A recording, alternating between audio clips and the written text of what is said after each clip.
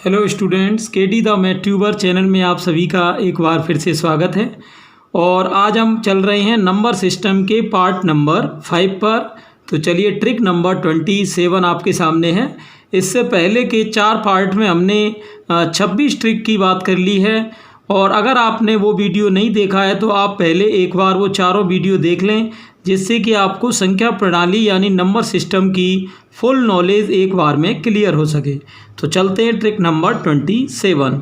तो जैसा कि आप हेडिंग में देख रहे हैं कि यहाँ पर लिखा है कि दो दी गई संख्याओं के बीच में विभाज्य संख्याओं को ज्ञात करना। कैसे, मतलब जैसे मान लो कभी कभी दो नंबर दिए जाते हैं, जैसे कि इसमें आप क्वेश्चन में देख सकते हो। क्वेश्चन आपको एक दे रखा है कि 100 और 200 के बीच में ऐसी कितनी संख्याएं हैं जो 3 से पूर्णतः विभाज्य हैं। तो अब देखिए, अब वैसे अगर अपन देखने जाएं तो इसमें काफ़ी टाइम लगेगा, लेकिन मैं आपको एक बहुत ही फास्ट ट्रिक इसमें बताऊंगा। तो चलिए देखते हैं। तो यहाँ मैंने क्या किया है, ये करना आपको ये है कि जो भी यहाँ नंबर आपको दे रखा हो उसका भाग आपको इन दोनों में करना है। तो 3 का भाग जब मैं 100 में दूंगा तो ये आपका जाएगा 33 बार, ये तो आप जानते ही हो ना।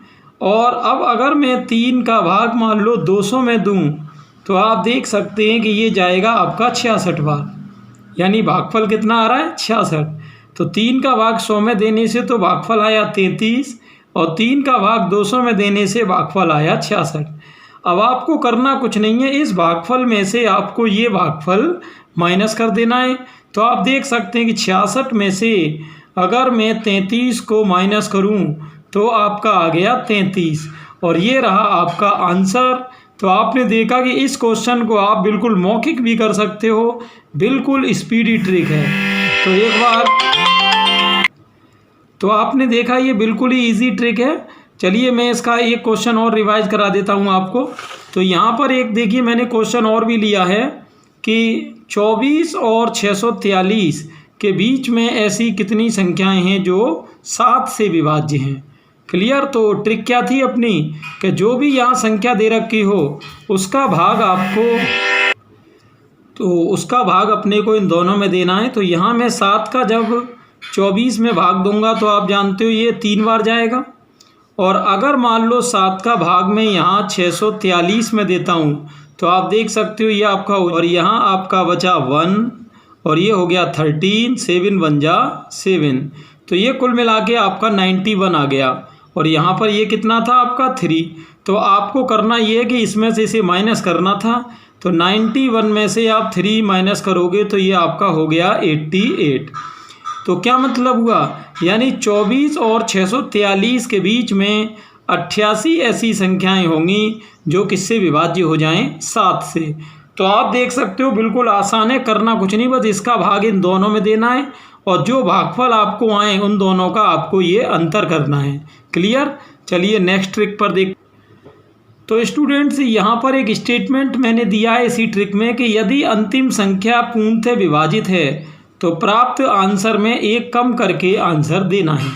कैसे, अभी आपने 2 क्वेश्चन देखे, उसमें से जो है अंतिम संख्या दिए गए भाजक से विभाजित नहीं हो रही थी, है ना। तो चलिए अब देख लेते हैं एक बार। जैसे कि यहाँ पर क्वेश्चन है 100 और 200 के बीच में ऐसी कितनी संख्याएं हैं जो 8 से पूर्णतः विभाजित हैं। तो अब इसमें करना ये है कि ये जो नंबर आपको दिख रहा है इसका भाग आपको इन दोनों में देना है। तो 8 का भाग जब मैं 100 में दूंगा तो ये आपका एक बार जा रहा है, फिर बचा 2, 20 हो गया, 8 दूनी 16 हो गया, बची 4। तो ये आपका कितना हो गया, 12। अब यहाँ 200 है, तो 8 का भाग जब मैं 200 में दूंगा तो आप देख रहे हो कि ये आपका 25 बार जाएगा, 25 अट्ठे 200 होती। लेकिन यहाँ पर आप देख सकते हो जब आपने 8 का भाग 200 में दिया तो ये आपका बिल्कुल क्लियर जा रहा है, यानी शेषफल यहाँ क्या आ रहा है, 0, है ना। तो अगर मान लो शेषफल 0 आ जाए तो आपको जो आंसर है वो कैसे लेना है, पहले तो पिछली बार की तरह इन दोनों का अंतर करना है आपको।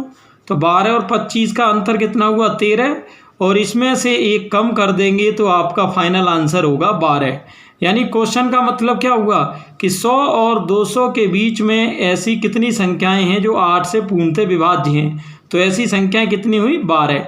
ये ध्यान रहे, अगर ये लास्ट संख्या इस संख्या से पूरी पूरी नहीं कटती तो हम यहाँ 1 को कम नहीं करते और हमारा आंसर क्या होता 13। क्लियर।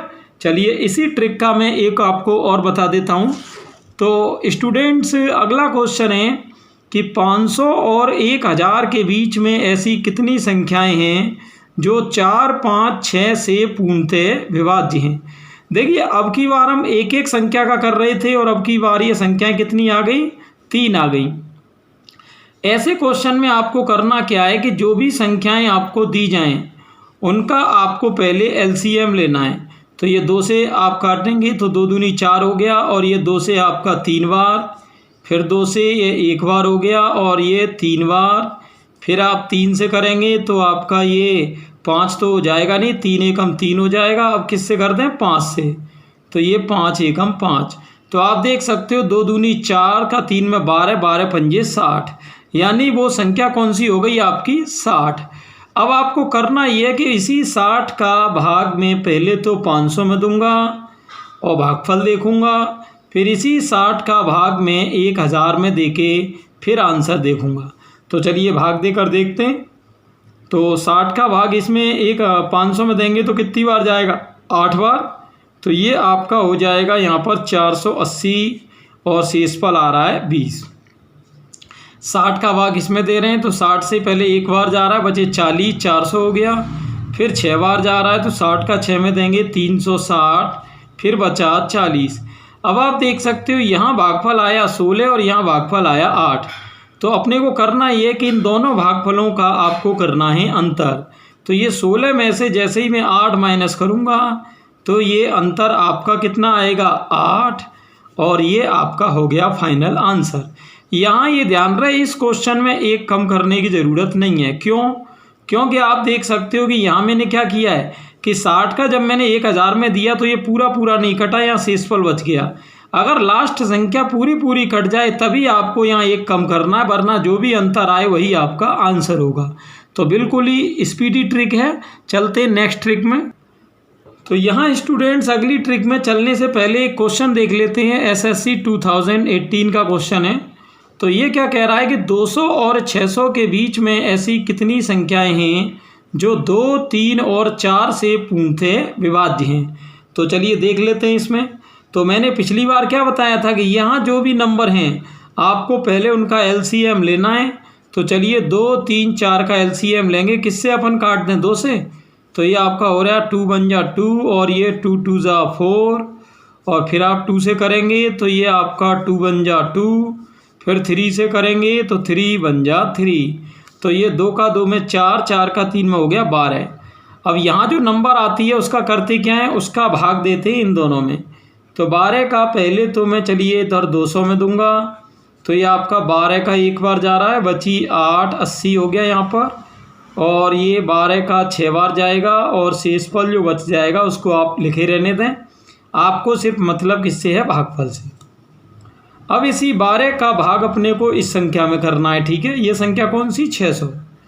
तो आप देख सकते हो कि 12 पंजे 60 हो गया और यहाँ पर कैंसिल ये 0 बची।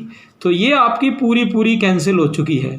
तो पूरी पूरी कैंसिल हो जाए तो मैंने क्या बताया था कि पहले तो आप जैसे अंतर निकालते हो वैसे ही निकालोगे। तो 50 और 16 का अंतर आपका कितना हो जाएगा 34। लेकिन ये अपना आंसर नहीं है। आंसर अपना क्या होगा, आंसर के लिए अपन इसमें से 1 कम करेंगे। तो 34 में से 1 गया, ये आपका हुआ 33। और ये मैंने 1 कम क्यों किया है, क्योंकि अंतिम जो संख्या है वो इससे पूरी पूरी विभाजित हो रही है। क्लियर। चलते नेक्स्ट ट्रिक में। नेक्स्ट ट्रिक आपके सामने है ट्रिक नंबर 28। इसमें हम कुछ क्वेश्चन देखेंगे, सबसे बड़ी और सबसे छोटी संख्याओं से संबंधित प्रश्न। यहाँ पर ये ध्यान रहे, जैसे मान लो कोई भी अंक अपने को दिए हों, जैसे मान लो मुझे किसी ने दे दिया 5, 6, 0, 7, 8, 1। अब मुझे वो कहता है कि भाई मुझे सबसे बड़ी संख्या बनानी है। तो सबसे बड़ी कैसे बनती है कि इन अंकों को रखते हैं अवरोही क्रम में। अवरोही क्रम कैसा क्रम है भाई, अवरोही क्रम का मतलब होता है घटता हुआ क्रम, है ना, यानी इसको अपन कहते हैं डिसेंडिंग ऑर्डर। तो ये सबसे बड़ी कौन सी हो जाएगी 8, 7, 6, 5 और आपका 1 और 0, ये आपकी हो गई। आपने देखा मैंने ये सभी अंक किस में रखे हैं, अवरोही क्रम में। अब अगर मान लो वो यहाँ पर कहता है कि भाई आपको लानी है सबसे छोटी संख्या, तो इनको अपन लिखते हैं आरोही क्रम में। अब इस आरोही क्रम का मतलब क्या होता है, ये क्रम होता है बढ़ता हुआ क्रम होता है। तो यहाँ पर देखते हैं बढ़ने वाला क्रम कैसे होगा। यहाँ पर तो सबसे पहले 0 आएगी, 0 1 5 6 7 8। तो इन अंकों की ये तो हो गई सबसे बड़ी और ये हो गई सबसे छोटी। इसके ऊपर चलिए 2-3 क्वेश्चन देख लेते हैं अपन। तो स्टूडेंट्स नेक्स्ट ट्रिक आपके सामने है। 0 2 3 6 व 7 अंकों से बनने वाली 5 अंकों की बड़ी से बड़ी और छोटी से छोटी संख्याओं में कितना अंतर है। तो चलिए देखते हैं। पहले तो आप ये बताओ कि इन अंकों से सबसे बड़ी संख्या बनाने के लिए मैंने क्या ट्रिक बताई थी कि इनको आपको लिखना था अवरोही क्रम में। तो अवरोही कैसे होगा, 7 6 3 2 0। और अगर आपको लेनी है इनसे सबसे छोटी तो आपको लिखना होगा इन्हें आरोही क्रम में, यानी इसी का आप उल्टा कर दो, 0 2 3 6 7। और यहाँ आपको करना क्या है, अंतर पूछ रहा है तो आपको अंतर के लिए माइनस कर दोगे आप, तो ये आपका हो जाएगा अंतर 3 और ये 5 और यहाँ आपका हो जाएगा 12 - 3 यानी 9 और ये 3 और 7। क्लियर। तो ये इस तरह से आपका आंसर हो गया। इसी ट्रिक का स्टूडेंट्स अगला क्वेश्चन है। यदि 5 अंकों की न्यूनतम संख्या से 4 अंकों की अधिकतम संख्या को घटाया जाए तो शेष क्या होगा। अब आप सभी लोग जानते हो कि सबसे पहले तो 5 अंकों की जो सबसे छोटी संख्या होती है उसे कैसे लिखते हैं। 5 अंकों की सबसे छोटी संख्या को कैसे लिखेंगे, आप लिखेंगे पहले 1 और फिर 4 आप 0 ले लेंगे। ये आपकी हो गई 5 अंकों की सबसे न्यूनतम यानी छोटी। अब आप 4 अंकों की अधिकतम यानी सबसे बड़ी संख्या को लेना है। तो अब देखते हैं ये आपका हो रहा है 4 अंकों की सबसे बड़ी संख्या, ये आपकी हो जाएगी 9999। और अब वो पूछ क्या रहा है, शेष क्या होगा, यानी इनका अंतर पूछ रहा है। तो आप देख सकते हो कि 10,000 में से 9,999 करेंगे तो अंतर क्या होगा, अंतर तो एक ही बचेगा, है ना। तो ट्रिक नंबर 28 में हमने देखा कि सबसे बड़ी और सबसे छोटी संख्या को कैसे लिखते हैं। तो स्टूडेंट्स यहाँ पर हम देख रहे हैं ट्रिक नंबर 29, जिसमें कि हम एक बात करेंगे भिन्न पर आधारित शॉर्ट ट्रिक्स की। कभी कभी भिन्नों से यानी फ्रैक्शन से रिलेटेड क्वेश्चन आ जाते हैं तो उसको अपन कम टाइम में कैसे कर सकते हैं, चलिए मैं उसकी ट्रिक आपको बता रहा हूँ। तो यहाँ उसके लिए मैंने 3-4 क्वेश्चन का एक सेट लिया है। सबसे पहले यहाँ एक क्वेश्चन है उसको देख लेते हैं। ये कह रहा है कि एक व्यक्ति अपनी आय का 8/13 भाग खर्च करता है। यदि उसके पास 3600 रुपये बचे हैं तो उसकी कुल आय कितनी है। क्लियर। तो यहाँ पर आप ये देखो कि 8 में 8/13 भाग खर्च करता है, इसका मतलब ये हुआ कि उसकी कुल इनकम तो 13 है और वो खर्च कितने कर रहा है, 8। तो इसका मतलब सीधा है कि बचाएगा कितने, बचाएगा इसका मतलब 5। तो चलिए देख लेते हैं। तो इसका मतलब ये हुआ कि जो भी इसकी बचत है उसकी तुलना किससे होगी, 5 इकाई से होगी। तो यहाँ 5 इकाई की तुलना अपनी किससे हो जाएगी, 3600 से। चलिए ये हो गया। अब यहाँ अगर मैं 5 से भाग दूँ तो 1 इकाई का जो मान है आपका ये हो रहा है यहाँ पर ये 720। अब ये पूछ कर रहा है उसकी कुल आय कितनी है। तो आप ये देखो कि 8/13 भाग वो खर्च कर रहा था, इसका मतलब उसकी इनकम कितनी थी, 13, उसी में से 8 खर्च कर रहा था। इसका मतलब आपसे पूछा 13 इकाई का मान। तो यहाँ अपन 13 इकाई का मान निकाल लेंगे। तो 13 × 720 हो जाएगा आपका और ये आंसर आ जाएगा फाइनल। ये 13 दूनी 26, 13 का 7 में 91 और ये 9360 रुपये। क्लियर। नेक्स्ट क्वेश्चन देखते हैं स्टूडेंट, जो कि आपका SSC 2017 का इम्पोर्टेंट क्वेश्चन है। चलिए इसको देख लेते हैं। यहाँ एक क्वेश्चन है कि सीमा अपनी आय का 2/3 भाग खर्च करती है। यदि उसके पास 4200 रुपये शेष बचे हों तो उसकी कुल आय कितनी है। अब फिर से बात वही है जो ऊपर के क्वेश्चन में थी।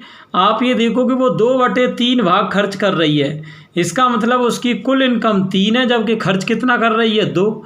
तो सीधी बात है, इसका मतलब बचाएगी कितना 1, और जो इसकी बचत है वो यहाँ 1 इकाई हुई, और वैसे बचत कितनी दे रखी है 4200। तो अपन इन दोनों की तुलना कर देंगे तो 1 इकाई का मान कितना निकला 4200।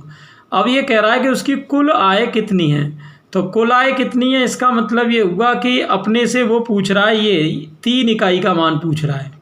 तो यहाँ 3 इकाई का मान निकालने के लिए ये आपका हो जाएगा 3 दूनी 6, 3 चौके 12, यानी 12,600 रुपये। तो आपने देखा ये बिल्कुल मौखिक आप ऐसे क्वेश्चंस को कर सकते हैं अगर आप ये ट्रिक सीख जाएं तो। चलते हैं नेक्स्ट क्वेश्चन पर। तो स्टूडेंट्स नेक्स्ट क्वेश्चन मैंने लिया है, आप एक बार पूरा क्वेश्चन पढ़ लें। पटवार 2011 का क्वेश्चन है। एक व्यक्ति अपनी आय का 1/4 भाग भोजन पर और मकान किराए पर, जबकि 1/5 भाग शिक्षा पर और 1/2 भाग बैंक में जमा करता है। तो आप ये देखिए उसने खर्च कितने कर दिए। उसने भाई खर्च कर दिए, मान लो यहाँ पर भाई 1/4 भाग भोजन पर कर दिया, 1/5 भाग और कर दिया, 1/2। आप देख सकते हो यहाँ 4, 5 और 2 का एलसीएम क्या होगा 4 पंजे 20, और जो ये अपन कैंसिल करेंगे 4 से 20 ये 5 आ रहा है, 4 आ रहा है, 10 आ रहा है। तो ये आपका हुआ यहाँ पर 19/20। 19/20 खर्च करने का मतलब है कि उसकी कुल आय 20 है, जिसमें से उसने 19 खर्च कर दी है। तो इसका मतलब कितनी इकाई बची 1। तो जो बचत आएगी उसकी तुलना 1 इकाई से होगी, और आपको क्वेश्चन में बचत कितनी दे रखी है 1800। तो यह 1 इकाई का मान हो गया 1800। अब पूछ क्या रहा है कि उसकी इनकम क्या है। तो अभी मैंने बताया था कि 19/20 भाग उसने खर्च किया है, इसका मतलब कि उसकी इनकम 20 है, जिसमें 19 उसने खर्च कर दिया। तो आपसे पूछिए कुल आय, तो आपकी इकाई कितनी रहेगी 20। तो कुल का मतलब यहाँ हो गया आपका 20 इकाई, और 20 इकाई का मैं जब इसमें भाग करूँगा तो ये इंटू करूँगा 1800 इंटू 20, तो ये आपका हो जाएगा यहाँ 36,000 रुपये। तो उसकी कुल इनकम इस तरह कितनी हो गई, ये आपकी हो गई 36,000। ये कह रहा है कि किसी संख्या में 24 घटाने पर परिणाम मूल संख्या के 5/8 से 18 अधिक आता है, तो वह संख्या कौन सी है। अब इसमें ट्रिक देखना आप, जैसे अगर मान लो वह संख्या में, जैसे मान लो x ले लो, तो अब ये क्या कह रहा है कि x में से 24 घटाने पर परिणाम मूल संख्या यानी x के 5/8 से 18 अधिक है। 18 अधिक का मतलब +18 हो जाएगा। अब यहाँ देखिए ये नंबर मैं इधर ले जाऊँगा तो ये नंबर उधर पहुँचेगा। तो x में से तो आपको माइनस करना है 5x/8, और ये 24 उधर जाके प्लस होगा किसमें 18 में। तो यहाँ आप इस भिन्न को हल कर देंगे। 8 का x में ये 8x, 8x में से ये 5x माइनस जाएगा तो बचेगा 3x/8, और ये 24 और 18 जुड़कर हो जाएगा आपका 42। क्लियर। तो यहाँ आप ये क्रॉस गुणा कर देंगे तो यहाँ हो जाएगा 3x बराबर 8 का इंटू 42 से करेंगे तो यहाँ आपको ये 3 से 42 को कैंसिल करना है। तो 3 से ये 42 हो जाएंगे कितनी बार 14 बार। क्लियर। तो यहाँ आप इंटू कर देंगे, 8 का गुणा 14 में करेंगे तो 14 का 8 में हो जाएगा 112। तो वो संख्या आपकी कितनी हो गई 112। क्लियर। तो एक बार रिपीट कर देता हूँ मैं। वो कह रहा था किसी संख्या, तो वो संख्या हो गई x, 24 घटाने पर तो -24, परिणाम मूल संख्या के 5/8 से, तो ये हो गया 5/8। 18 अधिक है, 18 अधिक हो तो +18 करना है, नहीं तो माइनस, और इसको इधर ले गए, इसको इधर, तो चिन्ह बदल गए। 8 का x में 8 में से 5 गया, 3x/8 हो गया, और ये 24 और 18 42 हो गया। अब आप देख सकते हो यहाँ 8 का मैंने क्रॉस गुणा किया, 3 से 42 14 बार, तो 14 का 8 में ये आपका हो गया 112। क्लियर। तो स्टूडेंट अब तक हम संख्या प्रणाली यानी नंबर सिस्टम के 5 पार्ट देख चुके हैं, जिसमें मैंने आपको टोटल 29 ट्रिक बताई हैं। तो अगर आपने ये टोटल वीडियो समझा हो और आपको अच्छा लगा हो तो और स्टूडेंट्स को आप इसे शेयर करें, जिससे कि और स्टूडेंट्स को भी इस लॉकडाउन पीरियड में एजुकेशन का लॉस नहीं हो और अपने कंपटीशन की वो भी प्रिपरेशन कर सकें। Thanks for watching.